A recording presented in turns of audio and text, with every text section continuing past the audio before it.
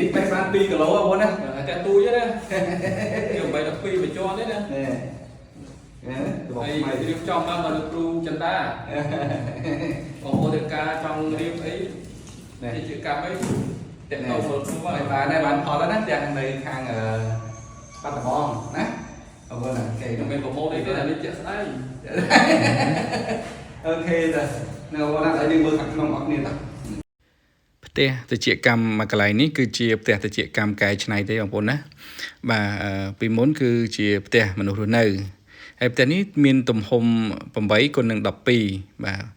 ហើយគាត់រស់នៅខាងក្រោមហើយខាងលើនេះគឺគាត់បានសម្រេចចិត្តក្នុងការកែប្រែទៅជាផ្ទះជាកម្មហើយដោយសារតែអត់មានអ្នកណារស់នៅទៀតទេព្រោះកូនគាត់ធំមកហើយគាត់មានគ្រួសារហើយគាត់ក៏ទៅនៅកន្លែងផ្សេងអញ្ចឹងធ្វើឲ្យផ្ទះខាងលើហ្នឹងគឺទុកចោលទំនេរអញ្ចឹងគាត់ពីអ្នកតាយាយបាទគាត់សម្រេចចិត្តថាចង់បាន business មួយមុខរបរមួយហើយគាត់ search មើលនៅក្នុង Facebook ទៅ YouTube ទៅឃើញផ្ទះដែលទុកចោលខាងលើហ្នឹងអាចកែច្នៃទៅជាផ្ទះតិចកម្មបាន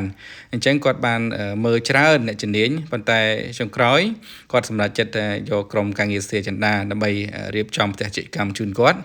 ដោយសារគាត់ឃើញពីបទពិសោធន៍និងលទ្ធផលជាច្រើនវាខុសពីគេផ្សេងស្ទះចិន្តាជួយចិត្តបង្ហាញពីលទ្ធផលហើយនឹងភាពជាក់ស្ដែងនៅក្នុងផ្ទះអត់ចូលចិត្តបង្អួតគ្រឿងការអីផ្សេងក្រៅពីលទ្ធផលទេអញ្ចឹងគាត់សម្រេចចិត្តថាណាត់ជួបក្រុមការងារដើម្បីនឹងពិភាក្សាគ្នារកដំណោះស្រាយដើម្បីរៀបចំផ្ទះតិចកម្មមួយនេះឲ្យមានលទ្ធផលល្អហើយនឹងបានជោគជ័យដូចជាការងារដែលខ្ញុំបានធ្វើកន្លងមកដែរបាទបន្ទាប់ពីយើងបានជួបគ្នាហើយគាត់ក៏បានផ្ដល់ទំនុកចិត្តដល់ក្រុមការងារសេចក្ដីមកក្នុងការរៀបចំជូនគាត់ហើយឆ្លៀតក្នុងឱកាសនេះដែរពីខ្ញុំបាទសុធាចិន្តារៀបចំផ្ទះជាកម្មខ្ញុំក៏ចង់ចែករំលែកនៅព័ត៌មានដល់អ្នកបងប្អូនទាំងអស់គ្នាដែលជាអ្នកស្រឡាញ់វិស័យចិញ្ចឹមសត្វជាកម្មហើយមានផ្ទះដែលជាន់ខាងលើទុកទំនេរចោលអត់ទាន់រៀបចំអីទេខ្ញុំចង់ឲ្យលោកអ្នកបងប្អូនទាំងអស់គ្នាកលេចមើលឬក៏សម្លឹងមើលឬក៏អាចចាប់យកនៅមុខរបរចិញ្ចឹមសត្វជាកម្មនេះតែម្ដងទៅដោយសារតែប៉ះសិនបើលោកអ្នកបងប្អូនទុកចោលវាដូចជាគួរឲ្យស្ដាយបងប្អូនណាគួរឲ្យស្ដាយនៅពេលដែលយើងអត់បានចំណូលពីសត្វជាកម្មបើយើងទុកចោលទី1គឺបានតែសត្វព្រាបសត្វលលោកអីវាមកធ្វើសម្បុកនៅហើយយំតម្លងពេញនឹងតែបើសិនបើបងប្អូនទាំងអស់គ្នារៀបចំទៅជាផ្ទះជាកម្ម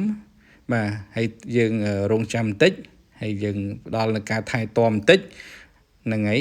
ធ្វើឲ្យអ្នកបងប្អូនអាចមានចំណូលពីផ្ទះដែលទុកចោលនឹង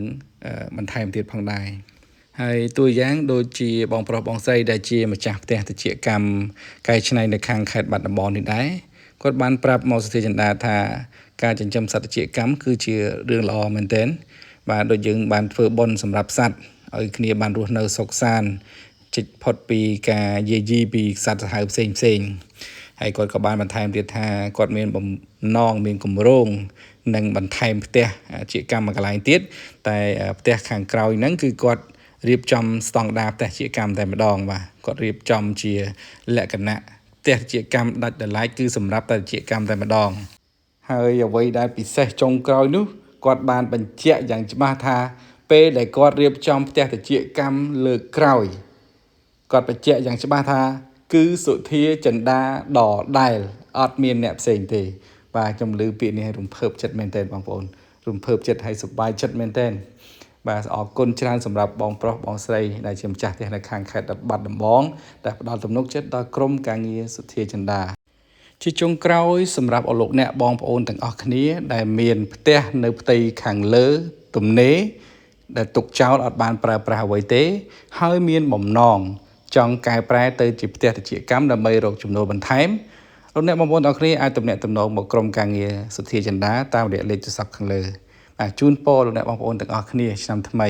រីកចម្រើនហើយមានសុភមង្គលគ្រប់ក្រុមគ្រួសារ